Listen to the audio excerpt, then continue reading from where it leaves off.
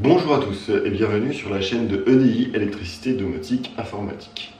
Alors sur cette chaîne, on va parler notamment d'électricité, de domotique, d'informatique et d'impression 3D. Alors au niveau de l'électricité, vous allez notamment voir comment reconnaître son matériel, quoi faire, dans quelles conditions. Si jamais j'ai un matériel défectueux, un interrupteur défectueux, une prise défectueuse, qui appeler, pourquoi l'appeler, comment l'appeler et comment je peux faire le premier dépannage moi-même.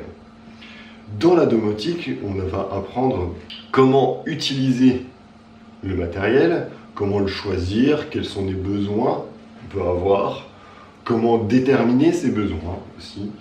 Et puis après, on va faire des FAQ sur les utilisations de certains produits. On va vous présenter certains produits. Pour l'informatique, on va voir plusieurs secteurs là. Donc on va parler bien entendu d'ordinateurs, donc de composants d'ordinateurs, comment les choisir, pourquoi les choisir. On va parler aussi d'imagerie, donc caméra, son, vidéo, lecteur DVD, tout ce qui tourne autour de l'imagerie. On va parler aussi de logiciels, quel logiciel utiliser, pourquoi, comment et à quelle fin. Et on va aussi parler des différents inconvénients et avantages de l'informatique et qu'est-ce qu'on peut faire avec ces éléments-là et qu'est-ce qu'on peut faire pour transformer des inconvénients en force. Ensuite, on va parler d'impression 3D. Donc, l'impression 3D, c'est simple, hein.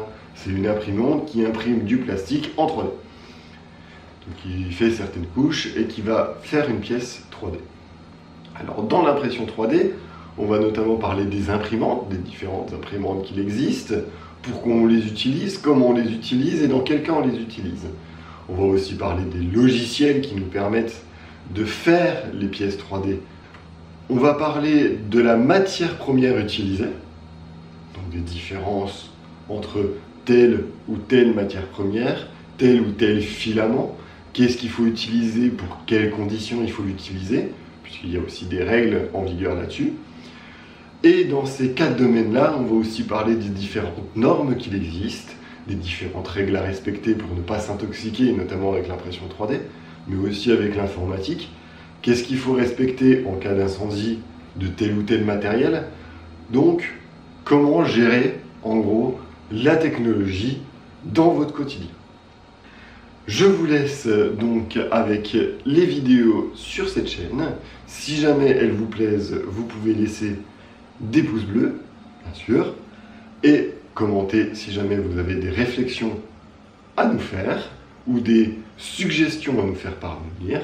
Et si vous souhaitez continuer à être informé de quand est-ce qu'on sort une vidéo, vous pouvez vous abonner en cliquant sur le petit bouton qui est juste ici et ne pas oublier d'activer la petite cloche juste là. Sur ce, je vous laisse découvrir notre chaîne et je vous souhaite une bonne visite.